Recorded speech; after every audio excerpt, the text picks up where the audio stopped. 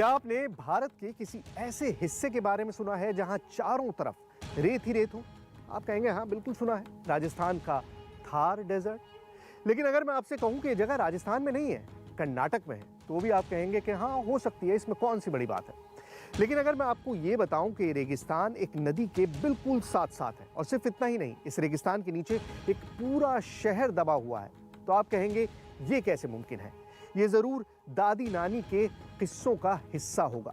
कुछ वक्त पहले तक पुरातत्व विभाग भी ऐसा ही सोचता था, लेकिन जब सच सामने आया तो सबके होश उड़ गए।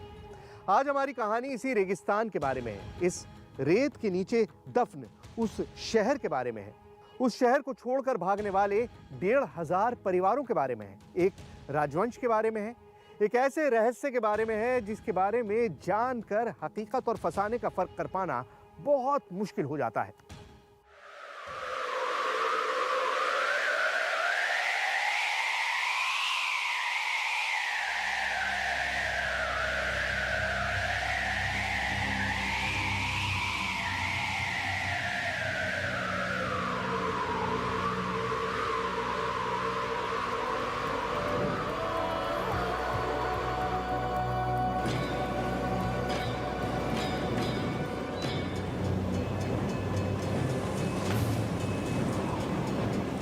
रेत के नीचे दबे एक शहर का राज।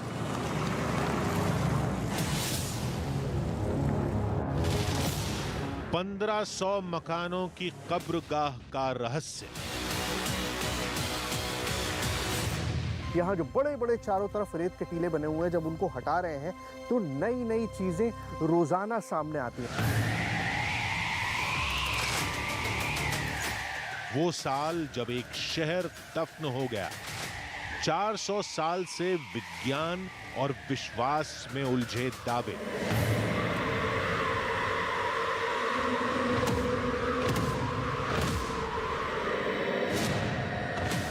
कहानियों और इतिहास के त्रिशंकु में झूलता एक सच। सब तबाह कर गया रेत का रहस्यमयी तूफान।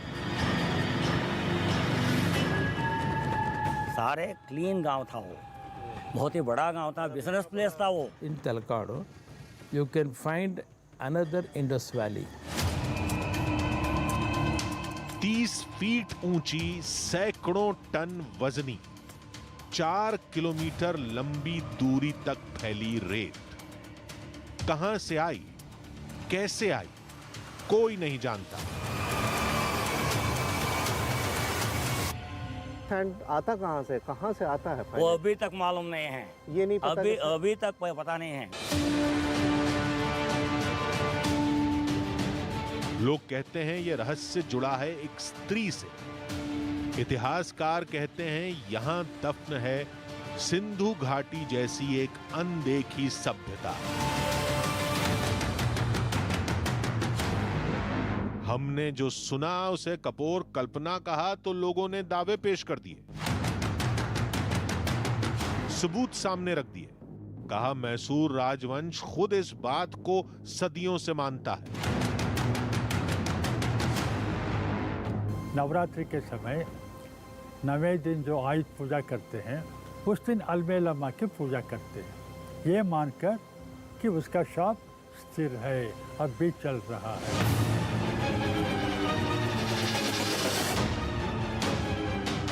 हमारा आज का सफर है बालू की उस बस्ती की ओर जहां परिंदों को बसेरा बनाने की इजाजत है, इंसानों को नहीं।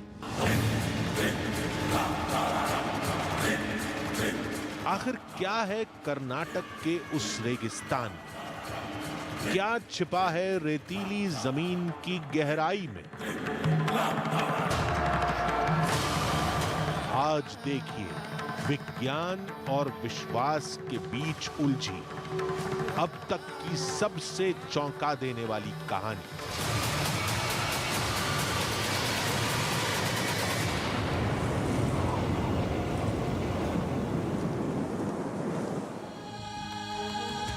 क्या बकवास है सब।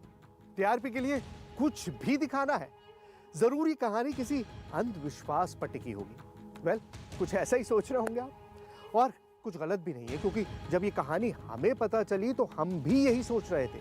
नदी के किनारे में रेगिस्तान और रेगिस्तान के नीचे दबा हुआ एक पूरा शहर, सिंधु घाटी जैसी पूरी सभ्यता, एक ही जगह पर इतनी कहानियां, इतने रहस्य, इतनी बातें, और उनमें से एक भी बात ऐसी नहीं जिस पर रत्ती भर भी यकीन किया जाए।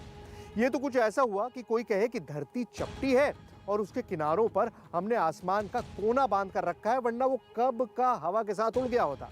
भाई झूठ की भी कोई हद होती है। बस हमारे साथ ये समस्या है कि ऐसी हैरत अंगेज कहानी सुनकर हम रुक नहीं पाते, क्योंकि धुआं तो हमें दिख गया, अब वहां आग है या नहीं, ये चुनौती भला हम तलाशे बिना कैसे छोड़ देते। तो चलिए हमारे साथ देखते हैं कि वो रेगिस्तान जिसमें पुरातत्व विभाग के होश उड़ा दिए, वहां खास है क्या।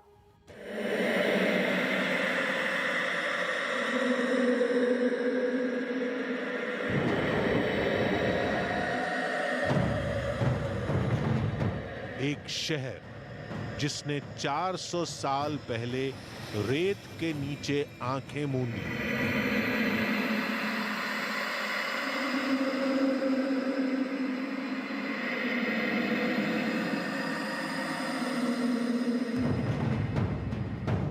बड़ी कहानियां सुनी थी हमने। कोई कहता है रेत की सुनामी आई और पूरा शहर उसके नीचे दब गया। किसी ने कहा नदी के बगल में रेगिस्तान बन गया। सवाल पूछे तो लोगों ने कहा जाइए खोद कर देखिए, उस रेगिस्तान के नीचे पूरा एक शहर मिलेगा। कहानी सुनने में पूरी फिल्मी लगती है। वहां कोई शहर कभी था भी या नहीं, या ये कोई मनगढ़ंत कहानी है। कुछ भी हो जाए, इस सच का तो हम पता लगाकर ही रहेंगे। इसी सोच में गुम रास्ता कट गया और आखिरकार मंजिल हमारे सामने थी।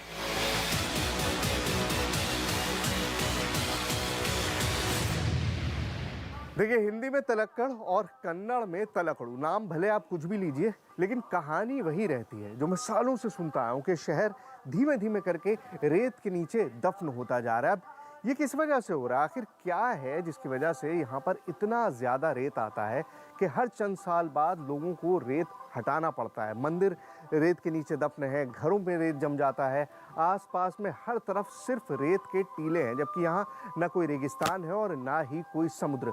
किस वजह से होता है, यही समझने की कोशिश करने के लिए हम फाइनली तलक्कड़ पहुँच गए हैं। हमने खूब देखा, बहुत तलाशा, लेकिन ये क्या, यहां तो कुछ नहीं है। रेत में दफन शहर दिखना तो दूर की बात, यहां तो दुकानें हैं, मकान हैं, सब कुछ मौजूद है, किसी आम बस्ती की तरह। और उनके ऊपर तो इंच बराबर की भी रेत नहीं है। क्या सारे दावे, सारी कहानियां झूठी थी? हमने पूछा तो लोगों ने कहा कि आप गलत जगह खड़े हैं, ये तो नया तलाकड़ू है। आज से 400 साल पहले जब तलाकड़ू को रेत धीरे धीरे निगल रही थी, तब वहां के लोग जान बचाकर यहां भाग आए थे और यहां नया तलाकड़ू शहर बसा लिया था। इस शहर पर भी रेत आती रहती है। लोगों ने बताया कि पुराने तलाकड़ू की रेत के नीचे उनके पुरखों का शहर आज भी दबा है। भरोसा ना हो तो खुद जाकर देख लीजिए। सोचा आज इस दावे से दो दो हाथ कर ही लेते हैं और हम उनकी बताई जगह पर पहुंच गए, यानी पुराने तलाकड़ू में। और फिर जो दिखा उसे हम भी देखते ही रह गए।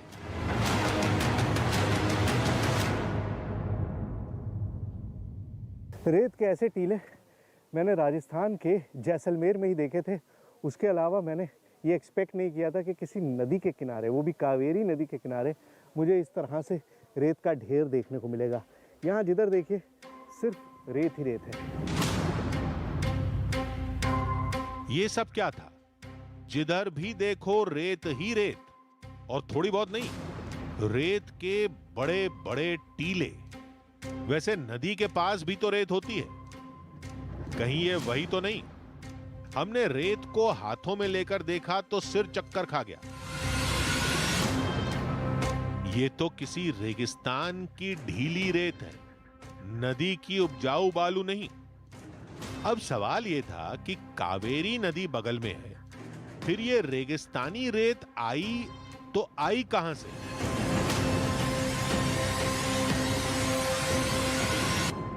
देखिए, आप कहानी सुनकर आते हैं, किस्से सुनकर आते हैं, लेकिन वो कहानी किस्से एकदम सच लगने लगते हैं जब आपको इस तरह का कुछ दिखाई देता है। मैं सुनकर आया था कि तलक्कड़ करके एक जगह है जहाँ पर रेत जमा होती रहती है और लोग उसे निकालते रहते हैं, लेकिन यहाँ पर आते ही जो पहली चीज़ दिखी है उस पर साफ साफ लिखा है सैंड ड्यून्स तलक्काडू। मतलब ये बात तो कन्फर्म हो गई कि जो कहानी मैंने सुनी थी कि तलक्कड़ के अंदर सैंड ड्यून्स बनते रहते हैं, रेत जमा होती रहती है, वो बिल्कुल ठीक है, लेकिन मुझे वजह नहीं पता थी। अब यहाँ आते ही इस बोर्ड ने वजह भी बता दी। यहाँ पर एक लेडी का नाम है अलमेलम्मा और उनके 3 कर्सेस, 3 श्राप दिए थे अलमेलम्मा ने, और उसकी वजह से ये पूरा रेत में बदल गया। अब इस श्राप का असर सिर्फ तलक्कड़ में हुआ है या जैसा यहाँ पे लिखा है कि वोडियार परिवार जो है, जो राजघराना है मैसूर का, उस पर भी इसका असर हुआ है।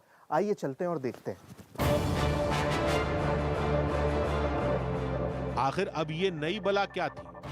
ये महिला अलेमल्ला कौन है? हम तो रेत में दबा शहर तलाशने आए थे, फिलहाल वो तो मिला नहीं, लेकिन उल्टा ये नई पहेली हमारे गले पड़ गई।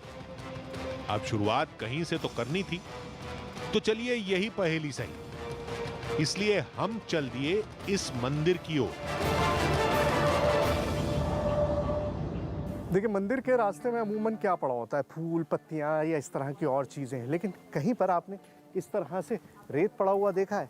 इस तरह का रेत सिर्फ और सिर्फ होता है समुद्र किनारे। जब आप किसी सैंड बीच पर होते हैं तब आपको इस तरह सैंड दिखाई देता है, लेकिन यहाँ पर हर तरफ सिर्फ सैंड है। मतलब मैंने अपना पहला कदम रखा है और जो पहली चीज़ दिखाई दी है वो इस तरह का फाइन सैंड है। अब मैं जिधर मेरी नज़र जा रही है वहाँ पर सिर्फ और सिर्फ सैंड दिखाई दे रहा है। मतलब कहीं पर भी तलक्कड़ में कोई ऐसी जगह नहीं है जहाँ पर इस तरह से फाइन सैंड ना हो।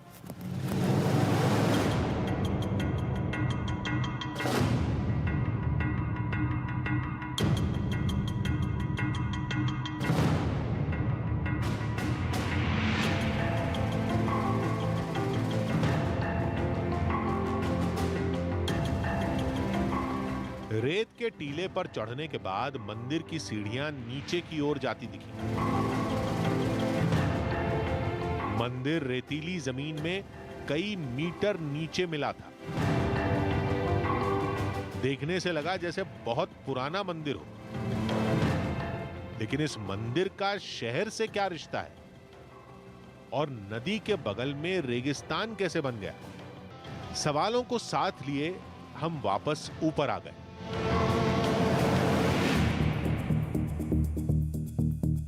अब कहां जाएं? क्या करें? किससे पूछें? ये सोच ही रहे थे कि तभी दिखा एक और मंदिर।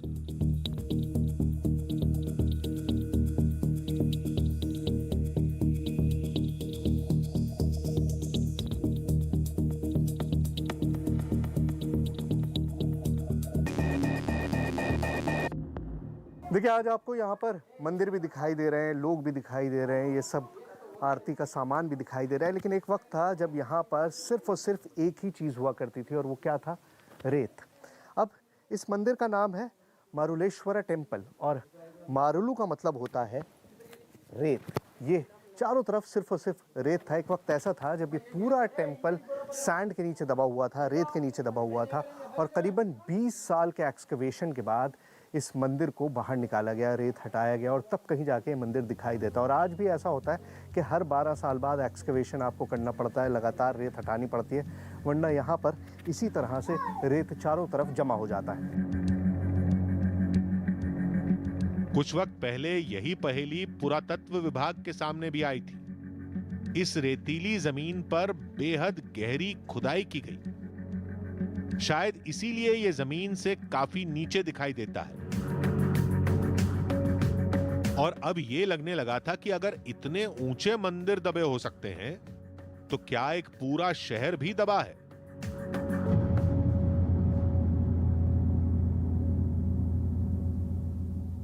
अब आपको आज जो दिखाई दे रहा है उससे कहीं ज़्यादा बड़ा ये शहर कभी रहा होगा, क्योंकि आज भी एक्सकवेशन जब होता है, जब रेत को हटा रहे हैं, यहाँ जो बड़े बड़े चारों तरफ रेत के टीले बने हुए हैं, जब उनको हटा रहे हैं तो नई नई चीज़ें रोज़ाना सामने आती हैं।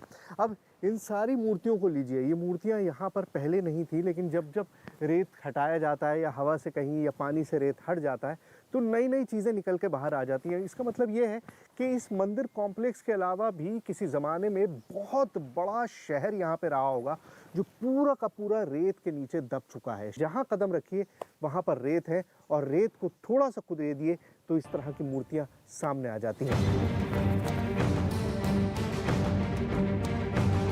ये भी तो हो सकता है कि सदियों पहले ये मंदिर ऐसे ही बनाए गए हों, यानी रेतीली जमीन की खुदाई की गई हो और फिर मंदिर बनाया गया हो, और बाद में जब पुरातत्व विभाग ने इसे तलाशा तो लोगों ने नीचे पूरे एक शहर के दबे होने और शराब की कहानी बुन दी।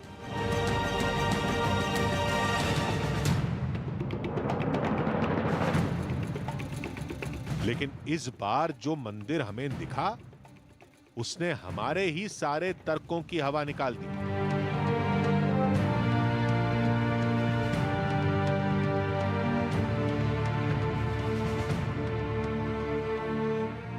अगर आप अपना एक मंजिल या 2 मंजिल का भी घर बनाते हैं तो उसकी कितनी बुनियाद रखते हैं? अगर आपको नहीं पता तो आर्किटेक्ट से पूछिएगा, वो आपको बताएगा कि अमूमन 6 फीट, 8 फीट, 10 फीट, इससे ज़्यादा गहरी बुनियाद की ज़रूरत नहीं होती, क्योंकि इमारत ज़्यादा ऊंची नहीं होती। लेकिन मेरे पीछे ये जो मंदिर है ये करीबन 50 फीट ऊंचा है, और ऐसे में इसको बहुत गहरी और बहुत मजबूत बुनियाद की ज़रूरत है। और ऐसी बुनियाद अमूमन रेत में नहीं बन सकती, क्योंकि रेत में इसको वो बुनियाद नहीं मिलती कि आप इतनी ऊंची इमारत खड़ी कर सकें। और हिस्ट्री भी यही बताती है, इतिहास के मुताबिक ये मंदिर 12वीं शताब्दी में बना है, मतलब करीबन 400 साल पहले। और उसके बाद ये पूरी तरह से रेत में दफन हो गया, और फिर एएसआई ने रेत को साफ करके इसको एक्सकेवेट किया, और तब जाके पता चला कि एक इतनी बड़ी इमारत रेत के नीचे दफन है।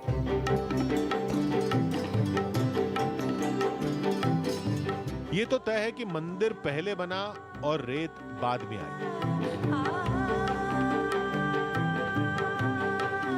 लेकिन क्या यहां वाकई मंदिर के साथ शहर भी था?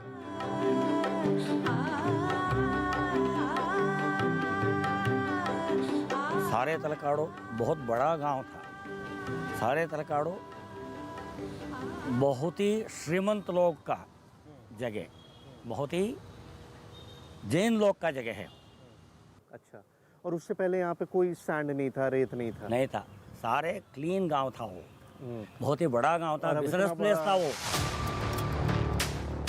चलिए मान लिया यहां शहर था, फिर अचानक रेतीला तूफान आया और सब कुछ खत्म हो गया।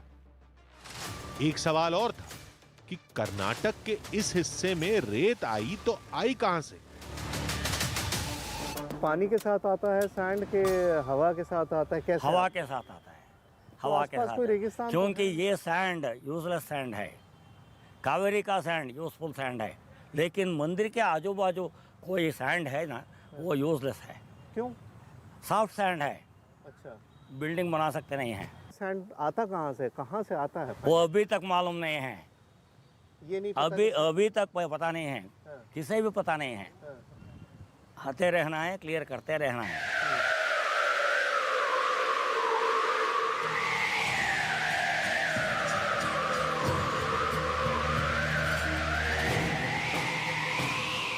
बाढ़ से, बारिश से, अकाल से शहर बर्बाद होते सुने, लेकिन रेत से? चलिए ये मान भी लें कि रेत आई थी, लेकिन ये कैसे मान लें कि हवा इतनी रेत लेकर आई जिसने 3-4 किलोमीटर लंबा एक पूरा शहर दबा दिया? हमने पूछा तो इस शख्स ने शराब वाली कहानी दोहरा दी। ये अलमेलम्मा का शाप के बाद में ये सब आ गया है। वो एक शाप दिया है। सारे तलकाड़ो सैंड में फुलफिल होना है। और मालंगी नाम का एक ग्राम है, वो ग्राम के आजू बाजू कावेरी रिवर जाने वाला, वहाँ पे कौन तो भी स्नान किए हैं वो मर जाना। और मैसूर वंशस्थ लोगों को बच्चे नहीं होना। तलाकड़ू में रेतीले कब्रिस्तान का रहस्य सुलझा नहीं था, ऊपर से ये श्राप वाली कहानी। रहस्य सुलझने के बजाय और उलझ गया।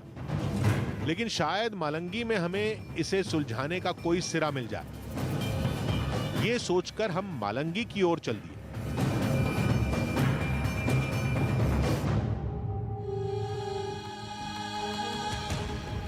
रेत के नीचे एक पूरा शहर दफन है, ये तो अब हमें भी लगने लगा था। लेकिन आखिर ये हुआ कैसे, इस बात से जुड़ा अब तक कोई भी साक्ष्य किसी के पास नहीं था, शायद पुरातत्व विभाग के पास भी नहीं।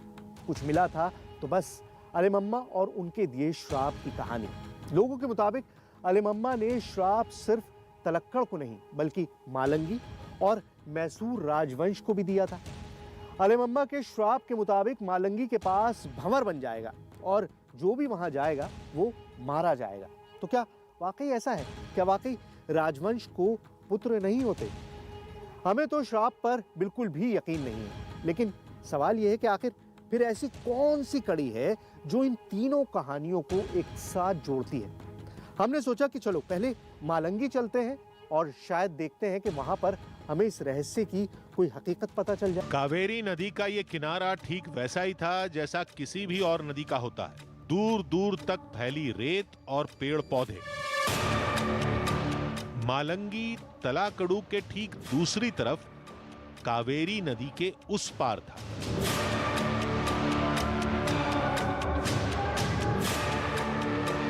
देखिए, कर्नाटका की इन होममेड बोट्स को अरिगोलो कहते हैं और इनमें बहुत लंबा सफर करना खतरनाक हो सकता है क्योंकि बहुत अनसेफ है। लेकिन उसके बावजूद भी मैं काफी दूर तक गया कावेरी नदी में और देखने की कोशिश ये थी कि जो रेत के टीले हैं कितनी दूर तक है। और यकीन मानिए, तलक्कड़ से आगे ऐसा लगता है जैसे कावेरी में रेत खत्म हो गया। थोड़ा बहुत तो होता ही है हर किनारे पर, लेकिन जितना रेत यहाँ पर है, जितने सैंड ड्यून्स यहाँ पर है, तलक्कड़ से जैसे ही आगे बढ़ती है गदी, ऐसा लगता है कि बिल्कुल रेत खत्म हो गया, रेत नहीं है यहाँ से आगे। और तलक्कड़ में सैंड ड्यून्स है, कमाल है अपने आप में। नदी के आसपास कुछ न मिला तो हमने मालंगी के किनारे की ओर नाव घुमाई। लेकिन फिर वो हुआ जिसके लिए हम तैयार नहीं थे। देखिए, बोट मेरी इस वक्त एक व्हर्लपूल में फंस गई है और व्हर्लपूल में पानी जब घूमता है तो जो भी चीज़ वहाँ मौजूद होती है इसी तरह से गोल गोल घूमने लगती है, चक्कर आने लगे इनफैक्ट। और अब मैं आपको वो जगह दिखाने वाला हूँ जहाँ पर अलमेलम्मा ने सुसाइड किया था, वो जगह जहाँ पर उन्होंने नदी में कूदकर अपनी जान दी थी और श्राप दिया था कि वहाँ पर इसी तरह का व्हर्लपूल बन जाएगा। पानी इतना तेज घूमेगा कि कोई और शख्स वहाँ पर तैरने की सोचेगा तो डूब जाएगा। तो ये व्हर्लपूल छोटा है और वो जो व्हर्लपूल है वो इससे भी ज्यादा बड़ा है। चलिए आपको वहीं लेके चलते हैं, चलिए।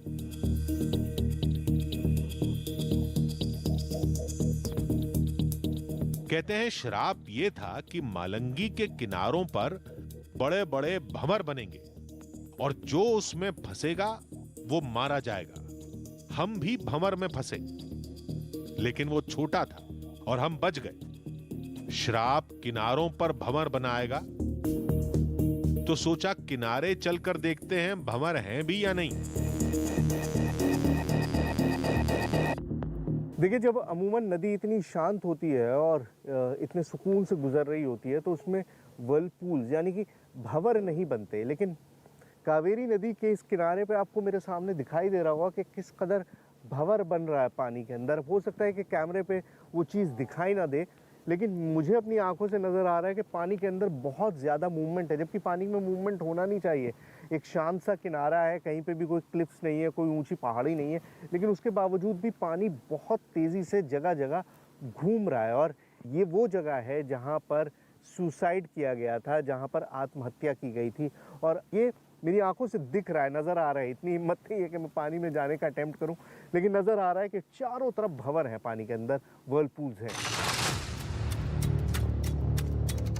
बहुत बड़े भंवर तो नहीं मिले, इसलिए सोचा मालंगी के लोगों से ही पूछ लिया जाए। इस वक्त मैं मालंगी गांव में हूं। तलक्कड़ गांव से बिल्कुल ऑपोजिट बैंक पर है कावेरी के। महज 2 किलोमीटर का फर्क होगा, इससे ज्यादा नहीं होगा, लेकिन फर्क जमीन आसमान का है। वहां पर रेत है, यहाँ रेत का नामो निशान नहीं है। वहां पर ऐसा लगता है कि आप किसी सैंड बीच पर पहुंच गए हैं। लंबा किनारा है और यहाँ पर सिर्फ वर्लपूल्स है, किनारे के नाम पर कुछ भी नहीं है। मतलब बिल्कुल अलग अलग दुनिया है। और फर्क सिर्फ ये है कि कावेरी के एक तरफ तलक्कड़ है और दूसरी तरफ मालंगी है। लेकिन जो फ़र्क है उसके बारे में दुनिया यही कहती है कि सब उस श्राप का असर है जो इस जगह पर, इस पूरे इलाके पर काबिज़ है। और शायद यही वजह है कि यहाँ पर हर इंसान ये मानता है कि अगर आप यहाँ हैं तो ठीक है, लेकिन नदी के उस पार आपको नहीं रहना, तलक्कड़ में, क्योंकि सिर्फ और सिर्फ सैंड का साम्राज्य है।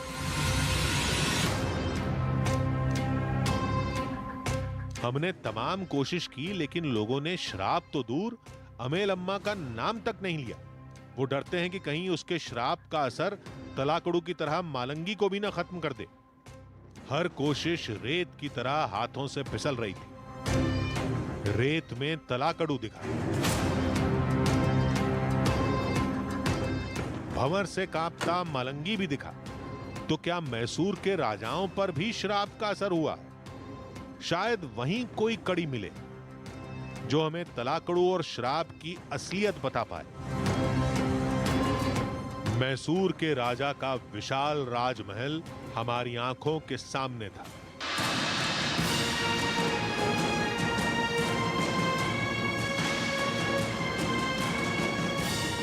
सैकड़ों साल के इतिहास का साक्षी और शायद अमेल अम्मा के श्राप का भी।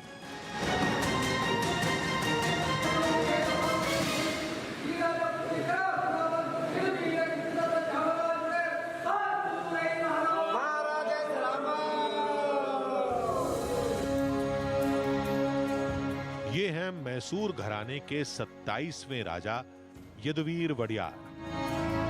गजब की शान शौकत और राजशाही दरबार। लोगों का दावा है कि श्राप का असर आज भी मैसूर राजवंश पर है और श्राप की वजह से 400 साल तक यहां के राजा के यहां कभी पुत्र पैदा नहीं हुआ। इतिहासकार बेशक इसे न माने, लेकिन खुद राजवंश इस बात को मानता है। 1610 sometime in अप्रैल में, जून में शाप किया। और लोग इसको सच्चाई मानते हैं। मैसूर पैलेस में जो है वो भी सच्चाई मानते हैं।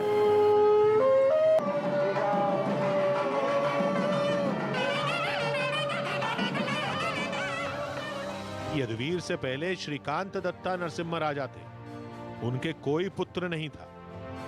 श्रीकांत दत्ता की मौत के बाद उनकी पत्नी प्रमोदा देवी ने यदुवीर को रिश्तेदार से गोद लिया था और ये गोद लेकर राजा बनाने का सिलसिला 400 साल से जारी है। यानी 400 साल से वडियार घराने में कभी किसी राजा को लड़का पैदा नहीं हुआ था। कोई मेडिकल कंडीशन थी या महज संयोग, ये कोई नहीं जानता। लेकिन 2017 में कुछ हुआ जिसने इन दावों को कमजोर कर दिया।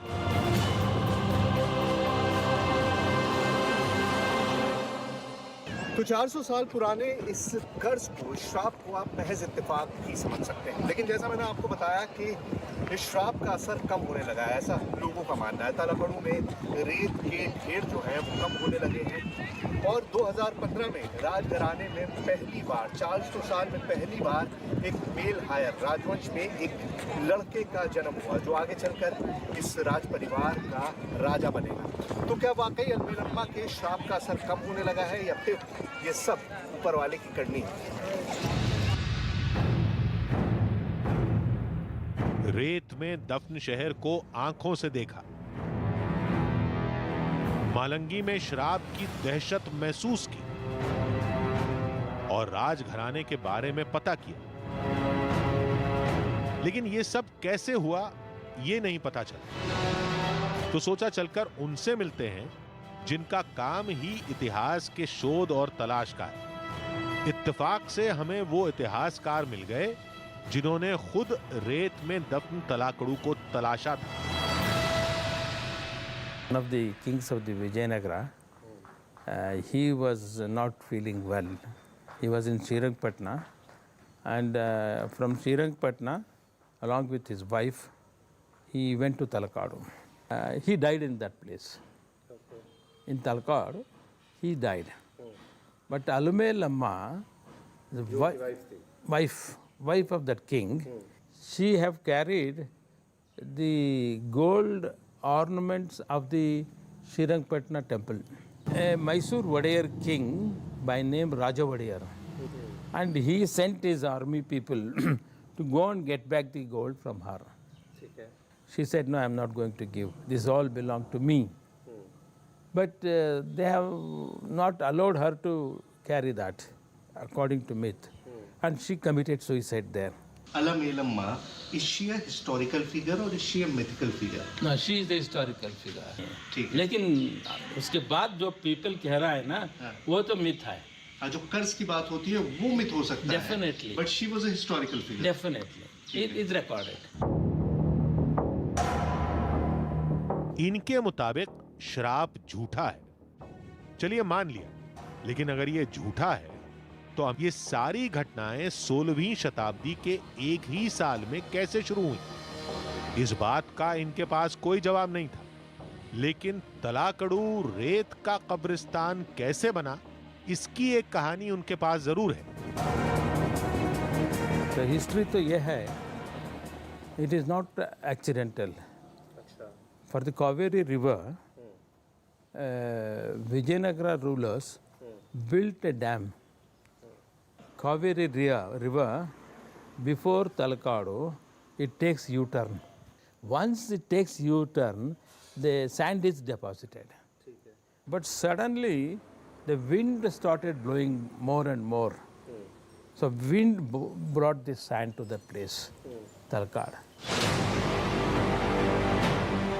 इतिहासकार इस बात का दावा भी करते हैं कि तलाकड़ू की रेत में अभी बहुत कुछ छिपा है। If any archaeologist takes research seriously in Talakadu, you can find another Indus Valley. तलाकड़ू में विशाल शहर था। वो शहर आज भी रेत के नीचे दफन है। इतिहासकारों से लेकर इलाके के लोग सब इस बात का दावा करते हैं। लेकिन अमेलम्मा और शराब की हकीकत क्या है? जवाब मिला आजादी से पहले के कुछ दस्तावेजों में। देखिए, अलमेलम्मा को हम एक फिगमेंट ऑफ इमेजिनेशन, मतलब एक दिमागी उपज भी कह सकते हैं, लेकिन मैसूर और इस पूरे इलाके में हर इंसान ये मानता है कि एक सच्चाई है।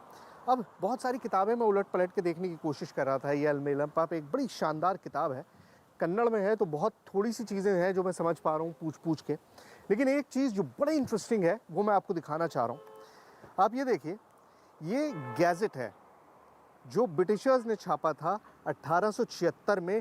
First gazette of Mysore Lewis Rice ने ये छापा था, और इसमें अलमेलम्मा का जिक्र है। यहाँ पर बाकायदा उनका नाम है कि तलक्कड़ में जो महिला थी अलमेलम्मा, उन्होंने 3 श्राप दिए थे। अलमेलम्मा का भी जिक्र है और साथ ही उन 3 श्राप का, उन 3 कर्ज का भी जिक्र है। और इंटरेस्टिंग बात यह है कि इसके बाद ही ये सिलसिला जो शुरू होता है, वो भी यहाँ पर एक लेटर है जो मैसूर के राजा ने लिखा है चीफ सेक्रेटरी वुड को लंदन में, और अंग्रेज़ सरकार से, अंग्रेज़ हुकूमत से मांग की है कि उनको इजाज़त दी जाए कि वो एक बच्चा अडॉप्ट कर लें। तो मतलब श्राप का जिक्र भी है, अलमेलम्मा का जिक्र भी है, और साथ ही उस श्राप का असर भी एक ही जगह इस किताब में मौजूद है। बहुत इंटरेस्टिंग है। अमेलम्मा के श्राप का सच ला पाना तो मुमकिन नहीं, लेकिन तलाकड़ू की विशालता का सच उस पूरे इलाके की खुदाई के बाद ही सामने आ पाएगा। क्या पता वहां हमें अमेलम्मा से जुड़ा कोई साक्ष्य भी मिल जाए।